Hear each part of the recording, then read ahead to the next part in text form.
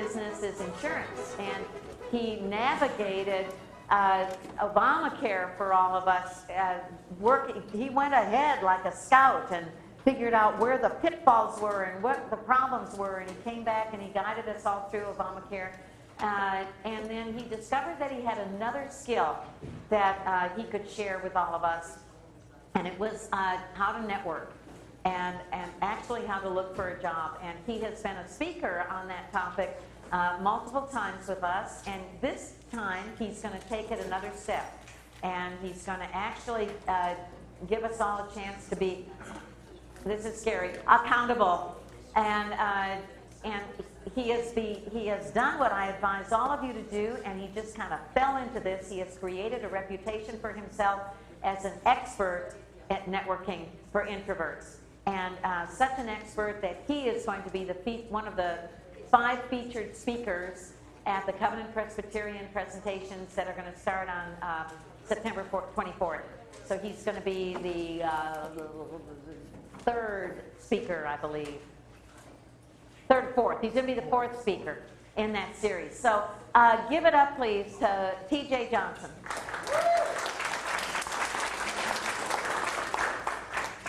So I've been working with Launchpad now about 2.5 years. I've given this presentation before, so some of you may have seen parts of it. It changes every single time. It's evolving. I'm giving it more and more. I'm giving it to a number of job clubs, and I'm also giving it to a number of professional organizations, tech ranch, that sort of thing. So it's evolved kind of over time. I've taken some feedback and added some things in. So for those of you, I'm just telling, for those of you that have heard this before, there's going to be some new elements to it, just so you know. So life is just one big networking event. First question and the answer is, who am I and why do you care anyway, right? So what I'm going to tell you first off is that I'm not a professional speaker. I'm not paid to fly around the country. I don't have an MBA. I didn't write a book about how to network, okay? I started in insurance about 7 years ago, and I went to a lot of seminars about networking and how to build your business and how to sell and all these other kinds of things, right? And some of them resonated and some of them didn't. And I always thought there's got to be a better way to do this. And they said, what are you talking about? You're new in this. You've been doing this for 30 days, and you're going to rewrite the book on networking. This is how it's been done. This is how insurance has been sold for 135 years. What do you know? And I said, well, if this is the way I have to do it, then tell me now because I quit. And they said, well, right. And so I hung in. And every 6 months, my recruiter would call me in and said, the reason you're not doing well is because you're not doing what we're telling you to do. And I said, well, I'm not going to do what you tell me to do. He said, well, then you're going to fail. Okay? The insurance industry has a 93% failure rate in the first 3 years. 93% of all people that start are gone within the first 3 years. Once you made it through your first 3 years, there's an 85% chance that you'll retire in the industry, not necessarily with that company, but retire in the industry. Once you've made it past 5 years in the industry, there's a 97% chance that you retire in the industry, okay? The other thing that I'm going to tell you is I've been in your seats. When I started this, I've been 3 months behind on my mortgage.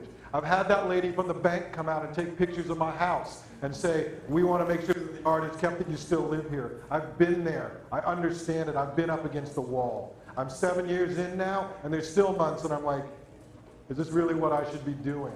Okay? I understand. All I do all day long is network and apply for jobs. What do I mean? The industry tells you this. The industry tells you that to survive in the industry in insurance, I need to have 10 what's called opening appointments every week. That means that I'm sitting down with 10 people that I've never sat down with before to explain to them what it is I do, how great I am, and what their insurance needs are, okay? The industry says that out of those 10, 4 people will agree to move forward and talk about business on the next meeting. Of those 4, 2 of those people will then eventually become clients, okay? What they don't tell you is the number of people you're going to have to talk to get 10 people to sit down with an insurance guy to talk about insurance, right? So, and they tell you, well, if you're going to cold call, you're going to get 2 meetings out of every 100 people that you talk to. If you're going to warm network, which is your friends and family, you're going to get 1 meeting out of about every 30 people that you talk to. So, I do more networking, I do more job interviewing, and I do more applying for jobs than all of you do in this room in a month over the course of a year, I guarantee it. Because every client I sit down with is a job interview. Every client I sit down with, if I just sit there and go, well, I can help you this, and this, they go, great, I have a guy that does that, thank you very much. I have to apply for the job to work with you, and you have to agree. That's why I give this talk, because there is a better way to network, and there is a different way, and there is an easier way to do it. Okay? The purpose of today is to dispel some of the myths about networking that cause the self-limiting behavior and the fear that keep us from all doing it, because networking isn't any fun. Hopefully we're going to create a paradigm shift in the way you think about networking. And we're going to help to create an internal system that's going to allow you to network anywhere you are, any time of day, without thinking about it. Right? Because then you're going to do it. If you have to wake up every morning and psych yourself up and go, I'm going to go network today, you're not going to do it. Nobody does, I don't do it. Right? So the big question is, why do we network? And despite what you all think and all the things that are running through your head and all the flowery answers you're going to shout out in a minute, there's only one reason that we network. So why do we network? Pardon? To sell? Why else? Money? You have to survive. Build relationships. In that perspective, we have to survive because the industry is constantly changing. If you're not networking, while you may be flying up high at a given point in time, things change that are outside of your control. You find yourself in a down cycle, and if you don't have a network, then you're broken. True. What else? Repeat that. He was saying that in order to survive in this world that we live in where things are changing so fast, regardless of what industry you're in, you need to have a network of people around you. And this kind of goes to the statistics that say, you know, the average person is going to have 7 career changes. You're going to have 18 jobs between the ages of 18 and 45 and that sort of thing. If you're not evolving and always growing your network of people to help you, then you're going to wither and you're going to die, essentially is what you're saying, right? Okay. I've networked to build relationships. Okay. Somebody always says build relationships. Gain insights that you might not be able to find otherwise about companies. Okay. Social support. Social support. Okay. So we got some of the flower, we got some of the business. What do all these things have in common? Take it down to a very basic level. Connecting. More basic than that. Very close. More basic than that. Because what if you're not actually selling? Deb? Okay. The reason that we all network, regardless of what you think, is because we want something. For us. We want something, whether it's to make a sale, whether it's to build a relationship, whether it's to make connections, whether it's to expand our network, right? We all want something, and that's the only reason we network. Because I submit to you that if you're not networking because you want something, you're out making friends, which is fine, but I'm not an expert on making friends, okay?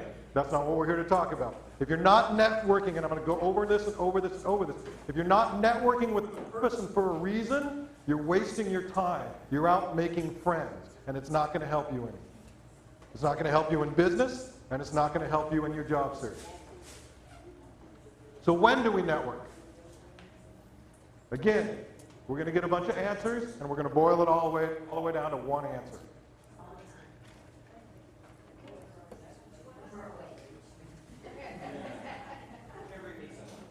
Pardon? Okay. If you meet someone and you have a conversation without a purpose, are you really networking? Or are you making friends? If I give you a referral and I say, what's your name? And I say, hey, Monter, I know a guy over in Dell, man. I know the hiring. Here's his name. Do you have a referral? Do you have a name? If you're networking and you're out networking in your everyday life and you're doing it without a purpose, you're making friends. Right? Now that doesn't mean you need to go out and every person you meet, you sell yourself and explain to them what it is you do. And we'll cover that in a minute. But I'll explain what I mean about a purpose and the difference between networking and making friends. All right? Where do we network? Anywhere. But are we really networking or are we making friends? Where do most people go to network? When you get up in the morning at the beginning of the week and you go, man, I got 2 networking events. Where are you going? Are you going to an organized networking event? Are you coming to Launchpad? Are you going to TechRant? campfire? Are you going to something like that? To network, right? The rest of the time we're making friends and we're passing our lives, which is great. But what if all of those people that we meet throughout the day, wherever we are, really were networking opportunities? And so you didn't have to go to a networking event to network, right? Every networking event I went to, there was 50 other insurance guys there. By the time I talked to you, you went, yeah, I already talked to the State Farm guy and the Farmers guy and the New York Life guy over there. I don't want to talk to you, right? Same thing, you go to a job search network, right? Everybody wants to talk to the 10 recruiters that are there, and everybody else is just making friends, right? Oh, no, I understand, I'm looking for a job too. Yeah, Dell sucks, right? Right? What's the problem with all three of these things? What's the problem if we network only when we want something? Because we, in the back of our mind, we know that, regardless of whether we're willing to admit it. We network only at networking events, right? And we network only 2 to 3 times at most a week. It's not enough. Well, because you never know when that opportunity is going to present itself. You never know where that 6th degree of separation is going to be that's going to pick you up. True. You miss a lot of opportunities. You're around the same people that want the same thing you do. Right. Fear, anxiety, and disappointment sound correct? We don't want to network because we're in it for ourselves and we want to come off as salesy. Right? We have anxiety about it because, well, what happens if I go to this networking event? I don't really want to talk to anybody. I'm not really good at making conversation. And then what happens if I go to this networking event and I don't meet anybody and I don't get a job and nothing comes out of it? Then I'm no good at networking and I'm not going to do it anymore because it doesn't work, right? Sound familiar? It's all the same reasons. It's the same reasons that I don't like to network. It's the same reason that nobody likes to network, right? They're all the same reasons. I give this talk all around town and it's always the same 3 reasons, right?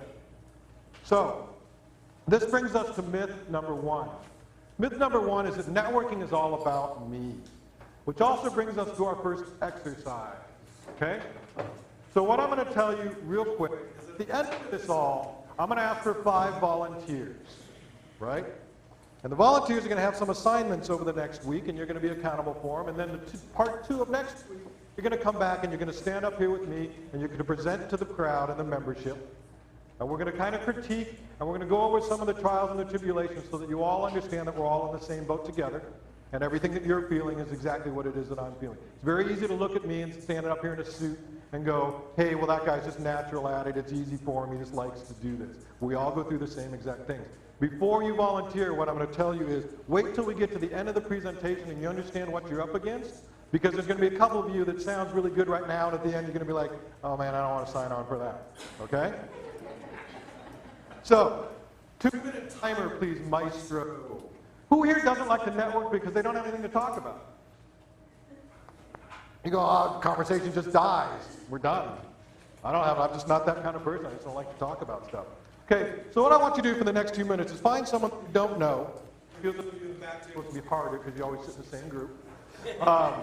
Find someone you don't know and spend the next 2 minutes asking questions to the other person that you think will help them get a job. Right? So structure your questions so that you can elicit information from them that's going to help you to find them a job. All right? Everybody clear? 2 minutes, go. So how was it? Was it different? For those of you that never have anything to say, was it easier? Was it different? A little bit. Why?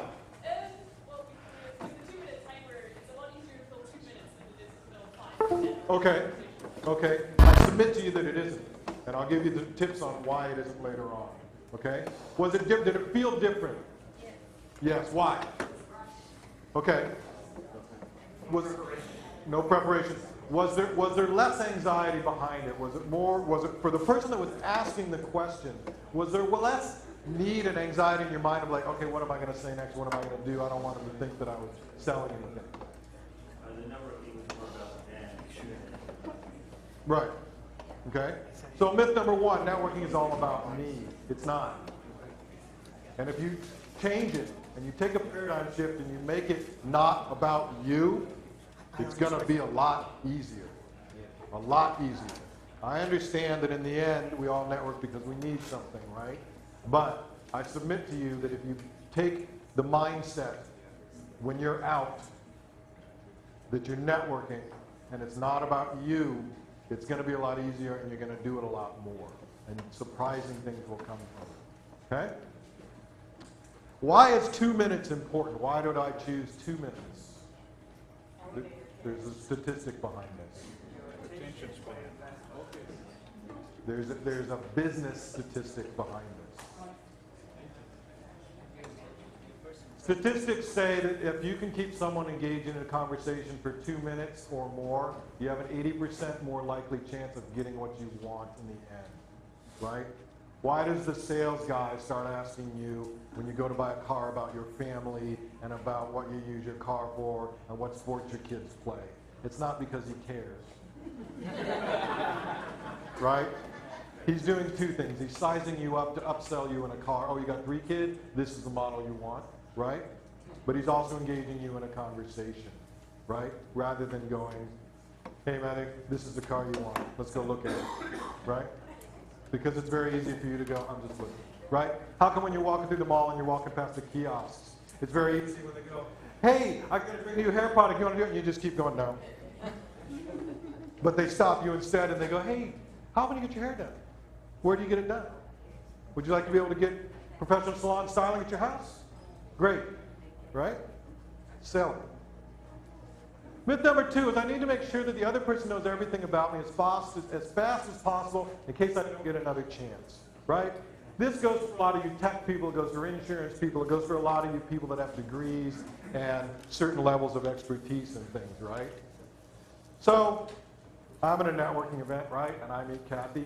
And I go, Kathy, hey, I sell insurance. And Kathy goes, well, I don't need any. I'm with New York Life. And she says, well, I don't need any life insurance. And I go, well, Kathy, I can do health insurance. I can do disability insurance. I can help you roll over your 401k. I can do this. I can do that. Any type of insurance you need. I know guys that are in P&C. I have friends that are farmers agents. Any type of insurance you need, I can get it for you. Let's sit down and talk. Right? Not only is Kathy not going to talk to me, she's going to go all her friends, and she's going to go, that guy TJ over there, he's going to try and sell you insurance. Stay away from him. Right? It's the same thing for you tech people. When you meet people and you go, well, I'm certified in this, right? Unless I know what you're talking about and I'm a tech person, I don't want to talk to you anymore because I don't have, from a personal point of view, I'm going to feel stupid because I'm going to have to stop and go, well, what does that mean? I don't understand, right?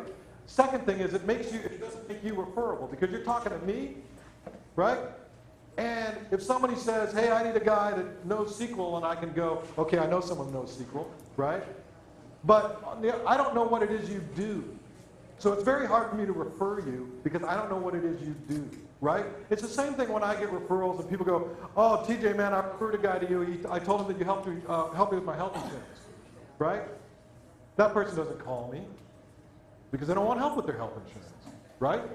I helped that person, you with your health insurance, but it was part of a larger picture of what it is that I do. So when you're out networking and somebody says, what do you do? And this all goes to another presentation, which has to do with elevator speeches and getting referrals and that sort of thing. You need to build your elevator speech such that you have 2. You have one when you're talking to the person that knows exactly what it is that you do and wants to know exactly what it is you do. And you also need to have the other one that just piques the other person's interest so that you can meet with them later on a favorable basis, which we'll cover in a second. Myth number 3 is that everyone cares what I have to say. Everyone wants to hear my opinion. I'm the best in the field, so naturally everybody wants to hear from me. And I have the most experience, so I'm the most qualified to speak. Right? Let me do in on a big secret. Until you've been given permission to speak, as in somebody's asked you a question, nobody cares. When you're walking down the hall in your office and John passes you and goes, hey, TJ, how was your weekend? And I go, oh, man, let me tell you, my 3-year-old was throwing up on Saturday, so we had to take him to the emergency room. On Sunday, my daughter fell down a flight of stairs, and he's already down the hall, right? Because what he really wants to hear is, my weekend was great, man, how was yours? Okay? So when you're out networking, if you start regurgitating things and start yakking, and this goes back to the networking is not going to always be about you. Until the other person asks you, or gives you permission to speak, they really don't care. So if you happen to be at HEB and you turn to the person behind you and they say, hey man, those are really nice boots, where'd you get those boots? And they say, I got them at the store, and they turn around, they really don't care. Don't talk to them anymore. Okay? And you're going to run into some of them. So what is the true purpose of networking? Not why do we do it, but what is the purpose? What is it that you're hoping to gain out of it? And don't tell me a relationship. Because in a 2-minute time span or a 5-minute time span at a networking event, you're not going to build that. This goes back to if you're going into a networking event without a purpose and without a reason and an agenda and a goal, you're wasting your time. This is going to be a paradigm shift and a different way of thinking about networking. What is the purpose of networking? When you came here today, when you were talking to John next to you, what was the best you could hope to achieve? Is he going to offer you a job? No.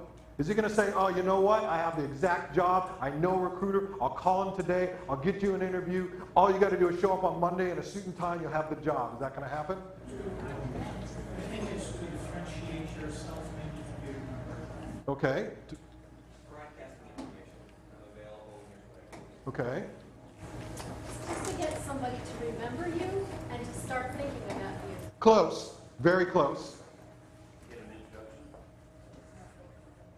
That's going to be further down the road. When I say broadcasting, I mean grabbing other contacts when you spread out. Okay. And next meeting? Close. It ties into what she's saying. How many people have here ever been to a networking event? Right? Is this a networking event? How much time are you actually spending with people, new people, every time you come here? Right? This is the friendliest environment there is for networking for all of you, right? And how many of you have met 3 new people today? Nobody. Nobody. Right? How many people here have met with me and know who I am and what it is that I do? Right? I'm not even looking for a job, and 50% of the room knows who I am and what it is that I do. Okay? So, in a 5-minute time span, let's say we all get 5 minutes with each other at a networking event, right? What's the best, what should be your goal? What's the best you can hope to achieve in that 5-minute time span? No, I'm talking if I'm talking to you in 5 minutes, what's the most that I can hope to achieve in that 5 minutes? We're not going to build a relationship. We're not going to be best friends. It's unlikely that I'm going to be able to tell you everything that I know how to do and impress you in such a way that you're going to go, okay, I'm going to refer you to my best friend who's the hiring manager over here, right? It's unlikely, right? Which is why a lot of people fail at networking, right? Well, as long as I meet enough people and I tell enough people what it is that I do, somebody is magically going to go, hey, Kathy, I know the exact job for you. I'm going to call them on Monday. I'm going to personally refer you, and I'm going to drive over to the office with you and introduce you and get you the interview, right? It's the same thing with insurance, right? They just tell you, well, if you talk to enough people, you'll get enough clients. It's the same thing with me walking around this room going, hi, my name's TJ, man. I do health insurance, life insurance, disability insurance. Hi, my name's TJ. I do life insurance, right? And hoping that one of you is going to go, I need to sit down and talk to you, man. Right? It's the exact same thing. The purpose of networking is to be thought of as likable, not to be liked, because you can't control that, but to be thought of as likable. Connect with someone that you can contact later on a favorable basis. I'm going to give you an example of this in a minute. Create a situation where you'll be invited to speak. Right? This isn't what I do. This isn't my profession. Networking is not my profession. But I got a room full of 65 people that now know exactly what it is I do to make a living. Right? And I didn't have to sell anything. I didn't have to tell you. I didn't have to convince you to sit down with me. I didn't have to go over and over and over about all the things that I can help you with. But all of you in here know exactly what it is that I do that generates me income. Correct? I hope so, unless I missed something, in which case I'll meet with you and tell you what it is I do. Right? What's the easiest way to become likable? Easiest way. Well, but further than that, show an interest in somebody. Right? How do you show an interest in somebody? We just spent 2 minutes doing it. Right? Is this all coming together? Is it getting a little more simple for you? Okay? Connect with someone later. Connect with someone you can contact later on a favorable basis. What does that mean? Somebody stand up. Anybody?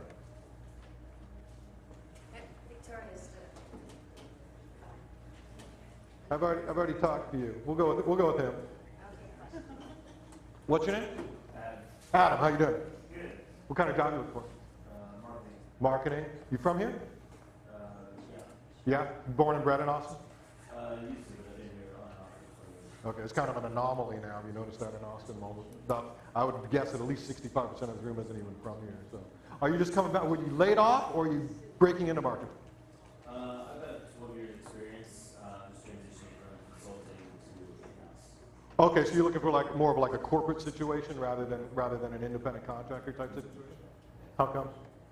I got my MBA in 09 and kind of fell into the consulting role, and it Okay. wasn't necessarily a goal of mine, and so the engagements are winding down. So Okay. Are they moving? Are marketing gigs moving more and more in-house? I think it depends on the industry or the function. Sometimes they're moving out, sometimes they're moving a little bit in. Okay. Hey, you know, in my practice, I come across a lot of business owners, and I do a lot of networking and that kind of thing around town. If I was in a position to help you out, would you want to meet maybe for a cup of coffee, maybe 30 minutes sometime next week? Sure. I don't even know what he does, right? Marketing is one of those, no offense, marketing is one of those degrees that could be anything from, you know, writing commercials to designing billboard, you know what I mean? But does he think of me as likable? Probably, right? Can I contact him later on a favorable basis? Can I call him up next week and go, hey, Adam, remember I met you over at Launchpad? We talked about getting a cup of coffee. Do you have some time this week? Probably, right? Is it going to create a situation where he's going to invite me to speak? At the end of all of this, is there at some point during that cup of coffee, is Adam, Adam, I'm sorry, it was Adam, where he's going to go, well, TJ, what is it that you do, right? It's human nature. We have an innate need to reciprocate. Someone does something nice for us, there's an innate need, unless you're a jerk, in which case I'm never going to meet with Adam again, right? And there's going to be some of that. I'm not saying you are, but there's going to be some of that, right? And I will say that you get better at figuring it out earlier on the more you do this, right? Is it starting to get a little bit more simple, make a little bit more sense, right? All I did was I spent 2 minutes asking Adam questions, so he'll think of me as likable, so I can contact him later on a favorable basis to create a situation where he's going to ask me to speak about what it is that I do. More than likely, right? Which is more important, what you know or who you know? Who you know, right?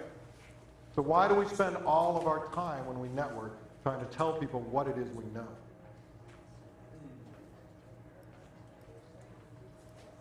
If that's not what's important, I don't know what Adam does. I know he's in marketing, right? He knows that if we go to meet a cup of coffee, that I'm more than likely going to dig down a little deeper and figure out what it is. But I can't do that in a networking event full of a room of 100 people that are all trying to do the same thing. But in 2.5 minutes, I can make him think of me as likable and be able to connect with him later on a favorable basis. Is it starting to change the way you're thinking about networking? What you're going to use that 5 minutes for? Right? What's more important, being thought of as knowledgeable or being likable? Likable. Why? Because if you're likable, that guy's going to pick up the phone the next time you call him. If you're just knowledgeable and he doesn't need your knowledge or doesn't want to hear from you, then he's not going to answer the phone. That goes for recruiters, that goes for your friends, that goes for anybody, right? If I'm your buddy and all you're going to do is start quoting statistics on how well Dallas is doing, right, every time you call me, I'm not going to take your call. If I know that you're going to call me and go, hey, TJ, man, let's watch the game Dallas is playing, I'm more than likely probably going to take your call, right? Speaking, what's more important, speaking when we want to speak or when we're asked to speak? These should all be pretty easy now because we just went over them all, right? Networking event, same thing, right? We meet at a networking event, we're both playing that game about who's going to get to talk more than the other person is. Because we both want to impress each other. Same thing with recruiters. I don't know if you guys have heard Gary O'Neill speak or any of those people speak, right? But they always tell you, nobody calls me. I field resumes all the time. I meet people at networking events. They tell me everything they know. But nobody ever calls me. Everyone tries to help me out. What if you were to call a recruiter and to say, look, I know that there's probably nothing that you have for me right now, But I go to a lot of job clubs. I meet a lot of people. I'm a prolific networker. I know a lot of people in the tech industry. I'd love to have a cup of coffee with you. I bet they'll buy. And see if I can help you out. Find out what it is that you look for in recruits so that if I come across somebody in a networking event, I can refer them to you. Right? Then all of a sudden that recruiter's called, hey, John, remember, I know you referred a couple people to me. I have a position that you may be interested in. Right? Isn't that easier than sending out blind resumes all the time? To actually get a call from a recruiter saying, hey man, I thought about you because I have an opening that I think might work for you. Right? Greatest call that I can get all week long is, hey TJ man, I need some insurance. Oh yeah, how'd you hear about me? Oh well, I heard you talk, or there's a referral or something like that, right? Because now I know, now we don't have to play the game when they come in to meet with me. We know what we're meeting. We go stick to business. Don't have to worry about it. What's more important, making statements or asking questions? This goes back to the knowledgeable or likable one. Impressing people or being memorable. This goes back to what you said about being memorable, right? Right. Who gets hired? The best person for the job? I've been a hiring manager before. I've said it on meetings where we're going through resumes and people say, this guy's really good. Yeah, but I just don't like him. All it takes is one assistant manager to go, you know, I don't want to work with him. Why not? I don't know. Just don't like him. You're done. You're not going to get the job. You guys think this doesn't go on behind the scenes, you're wrong. And you're fooling yourself. There's no faster way to lose a job than to have somebody go, remember when that guy came in? That guy was a jerk. You're done. Myth number 4, you need to be an extrovert to network well. I'm just not that kind of person. I don't like selling. I don't want to act fake. Who in here is a good salesman?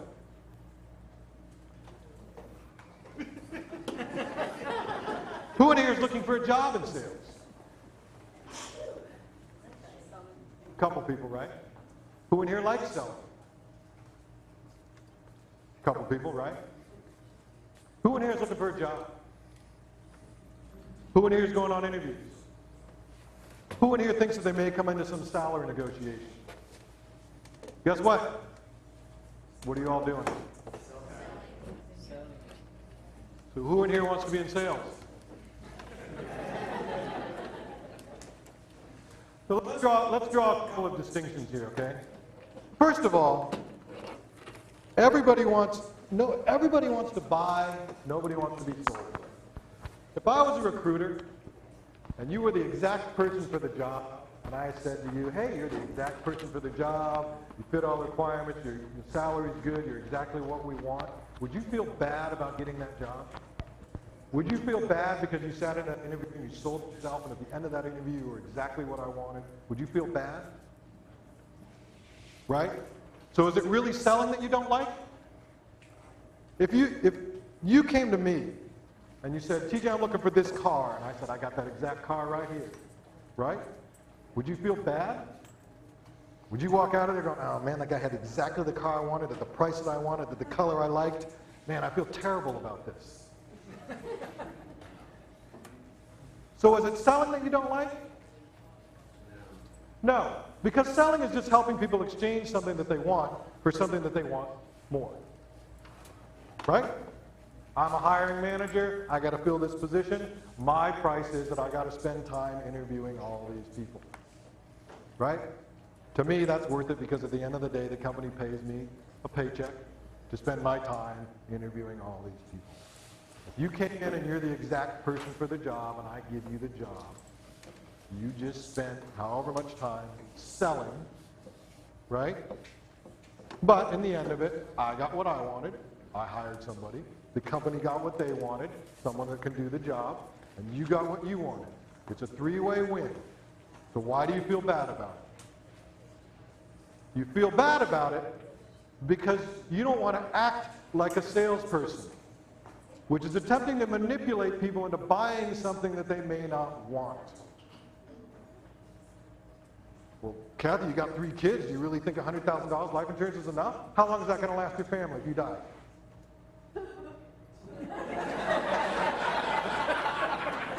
So don't you really think, I mean, statistics show that at your age and your demographic and that your salary, you should be up towards $1 million. Don't you really, so you don't really want to protect your family? Because this is what most people do to protect their family. But I mean, it's okay if you don't want to. That's fine. But if you think 100,000 is fine, that's fine. Right? It's the same thing when I went to the Nissan dealer and I said, I want to use Xterra. And the guy pulled up on a brand new Pathfinder. And he said, no, you got a family of 5. This is what you want. And I said, well, how much is that? He said, oh, I'll make a good deal on it. I said, but that's not what I want. He said, but it's what you need. I said, but it's not what I want. Right? So, stop acting like a salesperson. By how? By asking questions, becoming likable, showing an interest in people, right? And then, sell yourself when? When you've been given permission to speak, because they truly want to hear about you. It's not that difficult. It's just a change in the way you think about things. Myth number 5 is this: you should be easy. I should be good at this right away. I'm going to get up every day ready and excited and networking. And networking from now on will be comfortable and natural. How many people in here are professionals? How many people in here have some sort of schooling, background, degree, some time that they spent to learn all of this kind of stuff? Who in here wants to be a professional networker?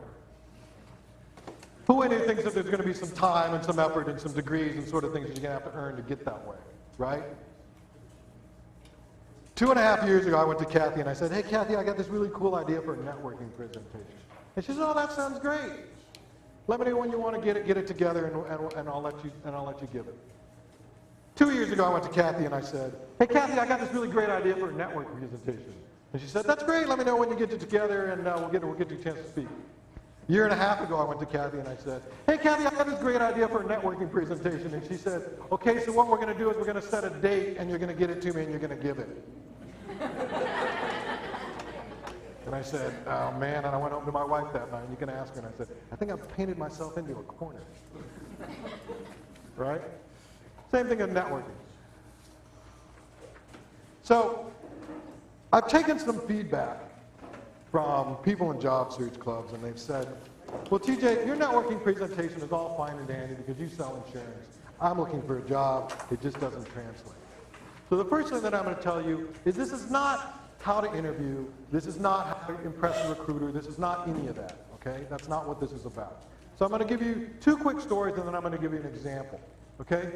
So the reason it's important to network everywhere is because my biggest client to date, I was eating lunch at Chick-fil-A. I was a new agent. I had been there about 6 months. I was starving to death. I didn't have any money, right? My recruiter said, hey, TJ, I'll take you out to Chick-fil-A. We'll go get some lunch. To me, it was free lunch. Sounded like a good idea. Started talking to the cashier, just making small talk. Found out she was a single mom. Told her what it is that I did. She agreed to meet with me. 6 months later, we wrote a tiny policy, right, to insure her because she had 2 kids, didn't have any life insurance, right? $18 a month. Made me like $60. Yay, no big deal, right?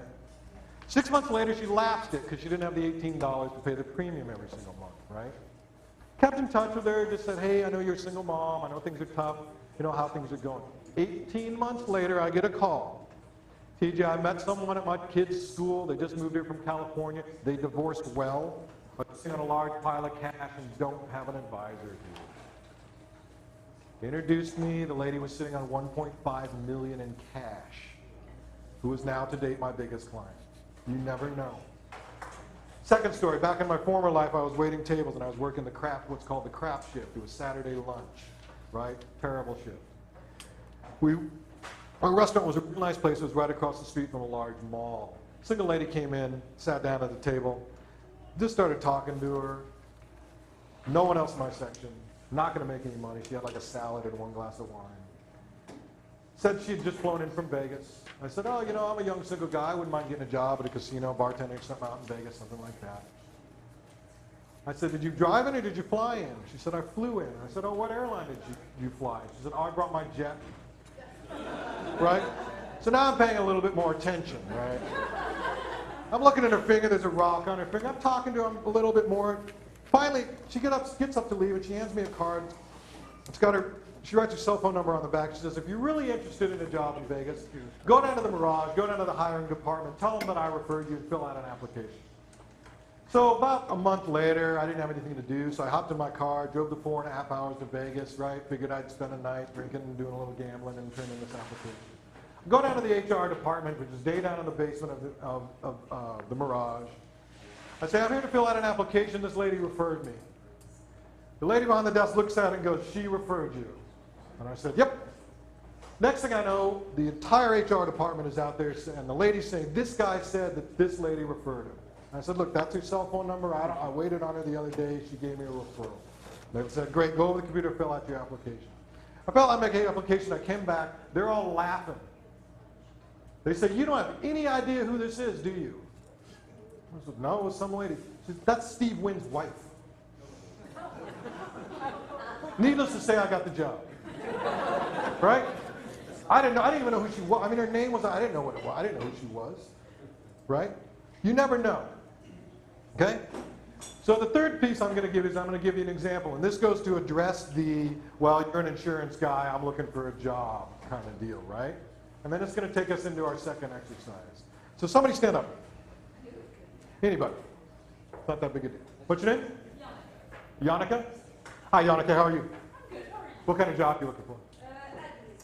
Advocacy. Advocacy, so like nonprofit stuff? Yes. Any particular, like Greenpeace or Green Energy or something like that?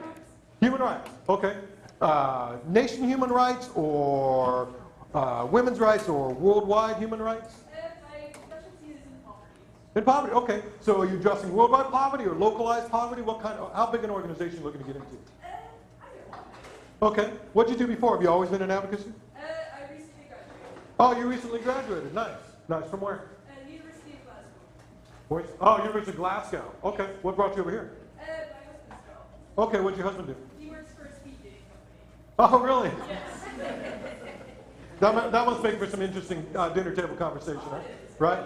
So is that like a corporate job? No, it's a small company. It's a small company, so they don't offer a lot of benefits. You get like your health insurance and stuff through them? He does not. He does not. Okay. If I was in a position to maybe help you out, sit down, and maybe at least go over some options with you and your husband, would that be worth 15 minutes of your time? Maybe, yes. Okay. Thank you. Somebody else stand up. What's your name? Larry, Larry, how you doing? pretty good. You? Good. I'm good. What kind of job are you looking for? Information security. Information. So what exactly does that mean? Tell me that in layman's That terms. means I can help you protect your customer data on your laptop. Okay, so you work more on the business scale rather than the individual scale. Is that something you've always done? Yes. Okay. How long have you been in it? 16 years and 30-year IT. Okay, so I bet it's changed a lot over. There's a lot more threats and that kind of stuff. Is it? Are you constantly redoing your education and that kind of stuff? I'm always reading and I'm always learning something Where'd you work last? new. Jamalta. Jamalta. Is that? I'm not. It's a global company. It's a global company. Do they have a base here in Austin? Their Austin headquarters. Their U.S. headquarters. Okay. And did you get laid off or did they downsize? What happened? Okay. And how long have you been out of work? Been about 4 months. Okay. Well, I don't know if you know this or not, but I'm involved in a lot of job clubs. I do a lot of networking. If I was in a position to maybe help you out, help you in your job search, would that be worth 15 minutes of your time, maybe a cup of coffee? And I can help you with, like I said, protecting yourself on the internet and protecting your data. Okay. That was perfect up to the point that you started telling me what it is you did because I didn't ask. Okay. Okay. I'm usually helping you in return.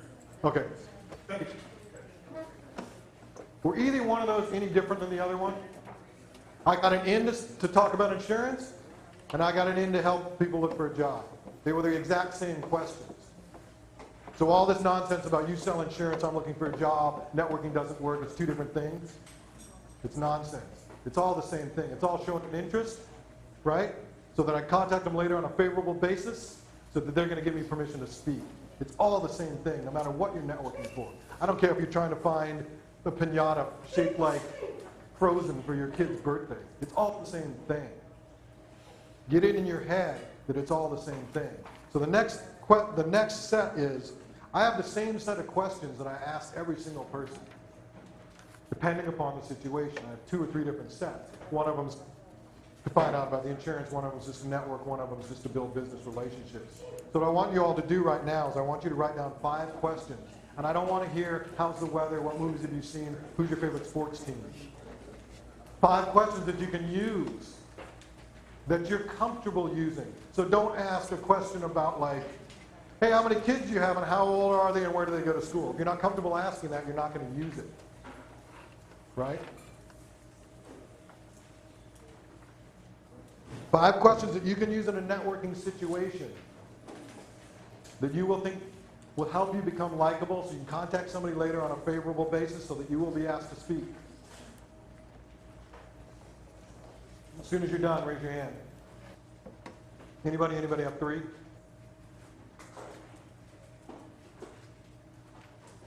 What I'm going to tell you is these questions are going to change until you get it down. Okay, remember, this is practice, practice, practice.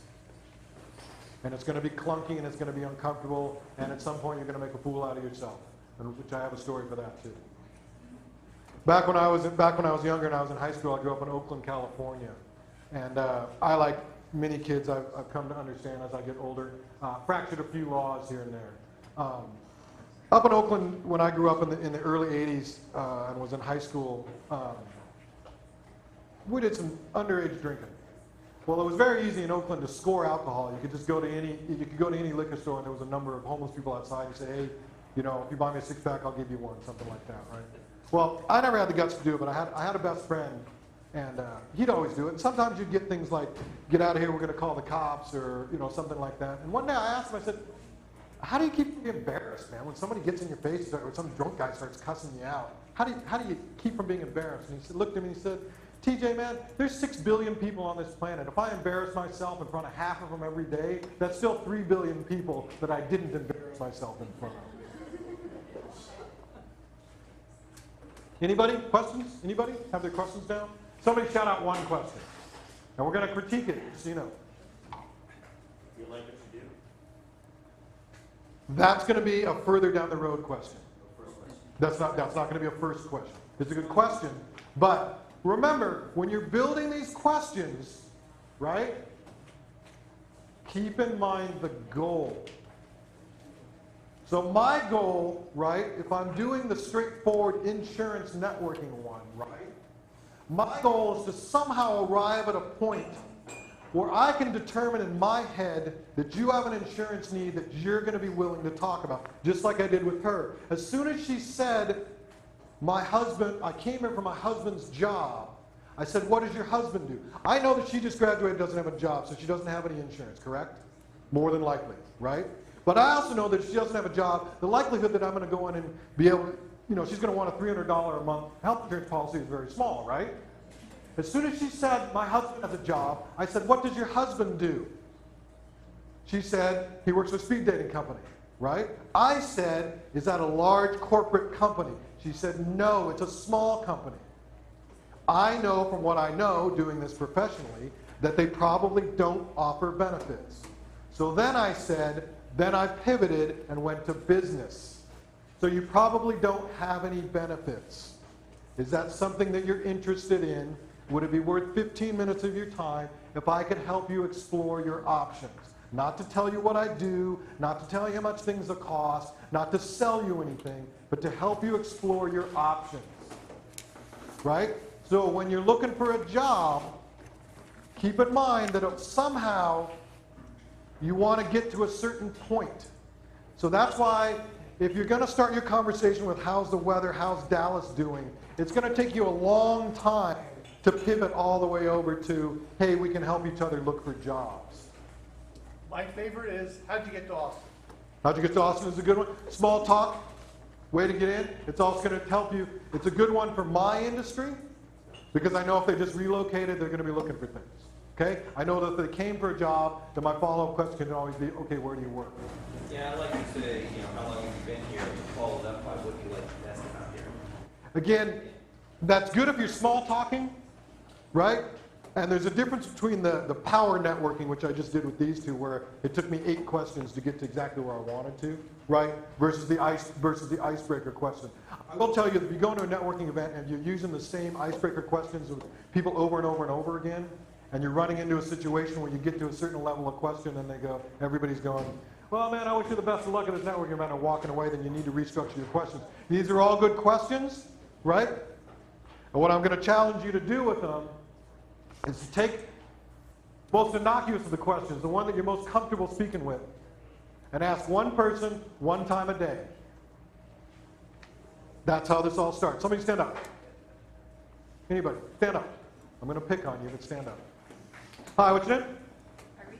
Irene, how are you today? Are you cold? Do they keep it cold in here? Yeah. One thing I know, I'm from California, so we didn't have any. One thing I noticed when I moved here is anytime I went to the movie theater or the mall, I had to take a sweater with me because I was freezing all the time. Yeah, I learned that the hard way too. Yeah. Where'd you move from? Okay. Was that really all that hard? Somebody else stand up. Thank you. Somebody else stand up. It's not that big a deal. I know your name already. Yeah, no, you're good. You're good. How you doing, John? I'm doing great. Good. Okay, so we don't know each other. I'm sorry, what's your name? Charles. Charles. How are you today? I'm doing well, thanks. Good. You always shop at this store? All the time. Yeah, I got kids. I feel like I'm here more than on my house, man. It's crazy, huh? You know that on Thursdays when they bring the truck in, and that's when they market all the stuff from last weekend. Oh, really? Yeah.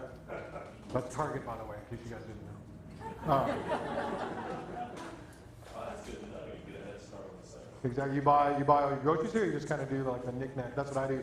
I go to the regular grocery store and then I buy anything I forget here because it's close. Nice. Yeah. That's how it all starts, right? That's how it all starts. It sounds silly and it sounds ridiculous, but if you get in the habit of doing it, eventually you're going to come across somebody, right? I met the owner of Mama Foods, not the owner of the local Mama Foods, the owner of the national franchise of Mama Foods, because I met his wife at an ice cream parlor and I said, hey, your kids look like they're about the same age as my kids. And she said, how old are your kids? And then I said, da-da-da-da-da, and I said, yeah, all kids seem to love ice cream. I've never been to this place before, right? And then we started a conversation, and I said, I'm in food service. She said, oh, my husband's in food service. You should get together, you should talk to him, right? When your wife tells you, hey, I met a guy at an ice cream parlor that's in food service, you need to talk to him, you're going to talk to him, right? 3 questions. I ask you to do 5. 3-second rule. 3-second rule is if you see somebody in a networking event that you want to talk to and you haven't made an active step towards that person, by the time you count to 3, you're not going to go. Because by the time you get done with 3 seconds, you've met up all the excuses and the reasons you shouldn't go. The other 3% is 3% of you in here are going to take anything that you've learned today and actually use it. The other 97%, by the time you've gotten in your car and driven out of the parking lot, you've either made up an excuse why you're not going to use it, you've forgotten it, or you said, that guy's an idiot, I don't care anyway.